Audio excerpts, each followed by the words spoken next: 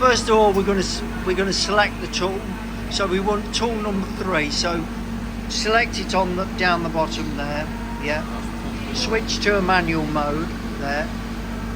Yep. And then press your button down the bottom there. Over here. Yep. To index it round. That's got your tool. Make sure, I would personally press home and just make sure the X is at 0 return. No, the home button. That's the one, yeah. And press your X to take you back to 0. Yeah, your 0 return light will come on there. And then what we're going to do now is press tool offset up the top there. Yeah, and you'll see measuring unit on. If you press that, your arm will come down. Okay. And then what we're going to do is in hand wheel, so select that, yeah, wind the tool close to where you're gonna set it.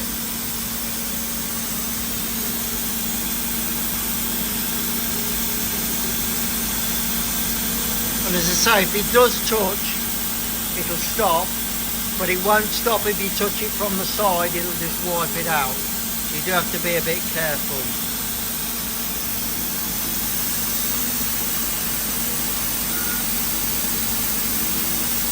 You're going to get somewhere near, and then what we have to do is we have to press tool set measure, and you'll see when you press that the tool will go blue, the one that you're setting, and then you can press the button to drive it into the tool, into the measurement arm, and when it touches it'll bleed.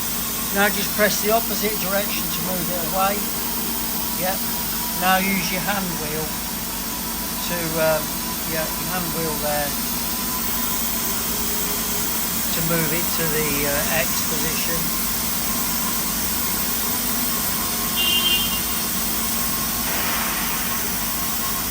I don't know why that tape button's flashing there, but it shouldn't be. Yeah. You can hit reset on that to get rid of that blue alarm. Yeah. Press tool set measure. It goes blue again, and then just drive it into the measurement arm, and it'll bleep, and you'll see the number change. It touches. And move it away again. Yeah. And then use your hand wheel just to move it away.